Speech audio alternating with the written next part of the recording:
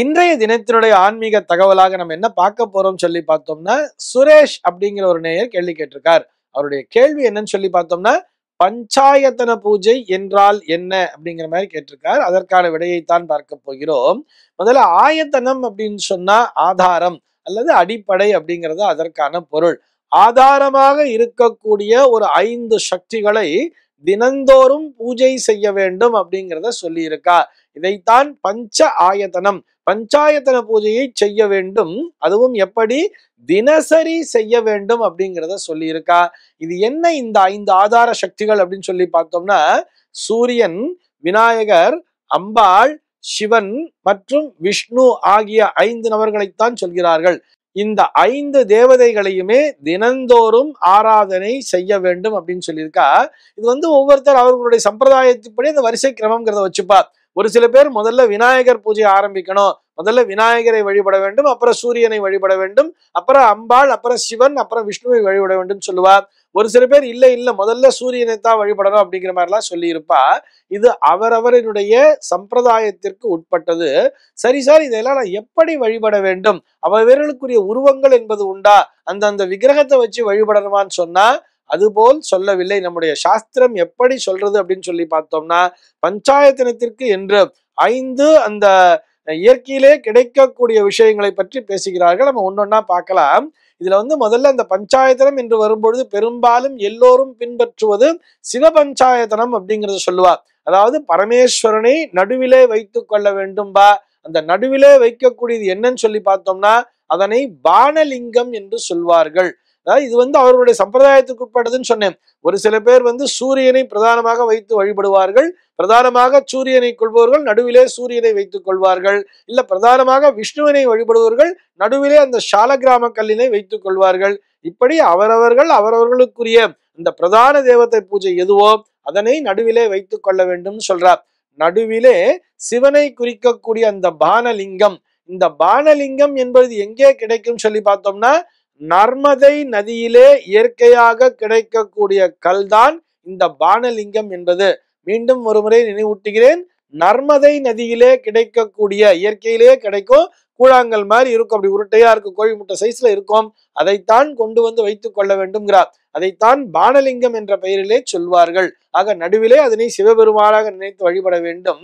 அதனை தொடர்ந்து தென்கிழக்கு திசையிலே சூரியனை குறிக்கக்கூடிய அந்த ஸ்பட்டிகம்னு சொல்லுவா. ஸ்பட்டிகத்துல ஒரு அரைவட்டம் மாதிரி இருக்கும், அந்த ஸ்பட்டிகக்கல் கடையில கூட கிடைக்கும். அங்க போய் வாங்கி வச்சுக்க வேண்டியது. அந்த சூரியனை குறிக்கக்கூடிய அந்த ஸ்பட்டிகத்தினை தென்கிழக்கு திசையிலே வைத்து சூரியனாக வழிபட வேண்டும். அதனை தொடர்ந்து பார்த்தோம்னா தென்மேற்கு திசையிலே சோனபத்திரம் அப்படின்னு சொல்லுவா. சோனபத்திரம் என்பது சிகப்பு நிறத்தை உடைய ஒரு கல்லாக அமைந்திருக்கும். இந்த கல் ஒரு மாதிரி டிஃப்ரெண்ட் ஷேப்ல இருக்கும், ஆனா ரெட்டிஷா இருக்கும். இந்த சிவப்பு நிற கல் எங்கே கிடைக்கும்னு சொன்னா இது சோனா நதியிலே கிடைக்கும் அப்படின்னு சொல்றார். இந்த சோனா நதியிலே இயற்கையாக கிடைக்கக்கூடிய இந்த சிவப்பு நிற கல்லைத்தான் சோனபத்திரம் என்ற பெயரிலே அழைக்கிறார்கள். இதனை விநாயக பெருமானாக நினைத்து தென்மேற்கு திசையிலே வைத்து வழிபட வேண்டும். அதைத்தான் கன்னிமூலை என்ற பெயரிலும் சொல்வார்கள். இதனை தொடர்ந்து வடமேற்கு திசை அப்படின்னு வரும்பொழுது அந்த திசையிலே காரியம்னு சொல்லுவோம் தெரியுமா, லெட் அப்படின்னு சொல்லுவா. அந்த காரியத்தினால் ஆன ஒரு அம்பாளினுடைய வடிவம் சொல்றார். அது அம்பாள்னா உருவமா இருக்காது, அதுவும் ஒரு கல்லு மாதிரிதான், ஒரு கருப்பு கல்லு மாதிரி இருக்கும். ஆனால் அது காரியம் என்கின்ற உலோகத்தால் ஆனது.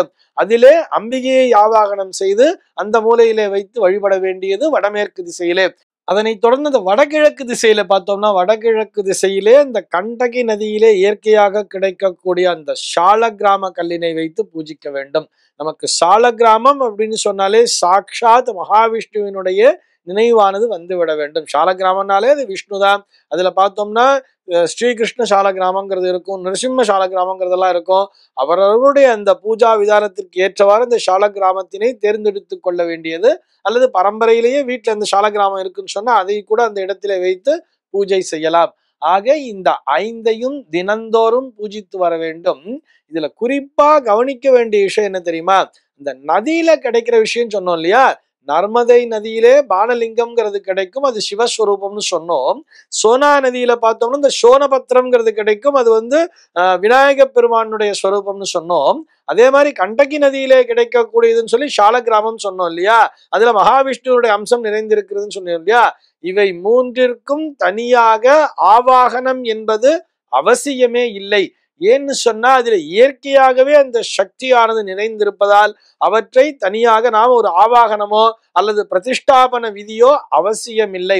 இந்த ஸ்பட்டிகத்திற்கும், அதாவது சூரியனை வச்சிருக்கோம் இல்லையா, அந்த ஸ்பட்டிகத்திற்கும் மற்றும் அந்த காரியத்துல வச்சிருக்கோம் இல்லையா அந்த அம்பாளுக்கு மட்டும்தான் தனியா ஆவாகனமும் பிரதிஷ்டாபன விதியும் தேவைப்படும். அதை உங்களுடைய குடும்ப சாஸ்திரியை கொண்டு அதை ஆவாகனம் செய்து பூஜித்து வர வேண்டியது. ஆக தினந்தோறும் செய்ய வேண்டிய இந்த 5 ஆதார சக்திகளை பூஜிப்பதைத்தான் பஞ்சாயத்தன பூஜை என்று சொல்கிறார்கள். இது போக இந்த பஞ்சாயனத்துக்கு அபிஷேகம் பண்றோம் இல்லையா, இந்த பால் தயிர்ல அபிஷேகம் பண்ணும் பொழுது அந்த பாலினை கண்டிப்பாக பிரசாதமாக உட்கொள்ளவே கூடாது. இதையும் நினைவிலே கொள்ள வேண்டும். நம்ம எல்லாரும் என்ன பண்றோம் சொன்னா, இறை மூர்த்தங்களுக்கு அபிஷேகம் செய்யக்கூடிய பாலினை அதை தீர்த்த பிரசாதமா வாங்கி சாப்பிடுகிறோம். நம்முடைய தர்மசாஸ்திரமானது இதனை வலுவாகவே மறுக்கிறது. இவ்வாறு அந்த அபிஷேகம் செய்யப்பட்ட பாலையும் தயிரையும் கண்டிப்பாக பிரசாதமாக உட்கொள்ள கூடாது.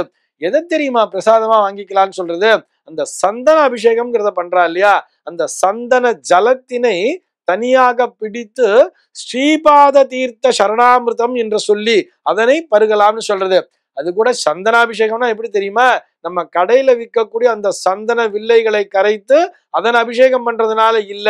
சந்தனம் என்றால் அந்த சந்தன கட்டையை வைத்து அரைக்க வேண்டும். அந்த கல்லிலே வைத்து சந்தன கட்டையை அரைத்து அந்த சந்தனத்திலே தீர்த்தம் கலந்து அதனை அபிஷேகம் செய்யும் பொழுது அதிலிருந்து வரக்கூடிய அந்த தீர்த்தத்தினை பிடித்து அதனை ஸ்ரீபாத தீர்த்த சரணாமிர்தம் என்று சொல்லி அதனை பிரசாதமாக பருகலாம் என்றுதான் நம்முடைய சாஸ்திரமானது வலியுறுத்துகிறது.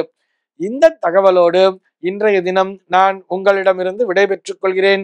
மீண்டும் உங்கள் அனைவரையும் நாளைய தினம் ஒரு சுவாரஸ்யமான தகவலோடு சந்திக்கிறேன். எம்பெருமானினுடைய திருவருளினாலே இந்த நாள் உங்கள் அனைவருக்கும் சுபதினமாக அமைவதற்கு வாழ்த்துக்கள்.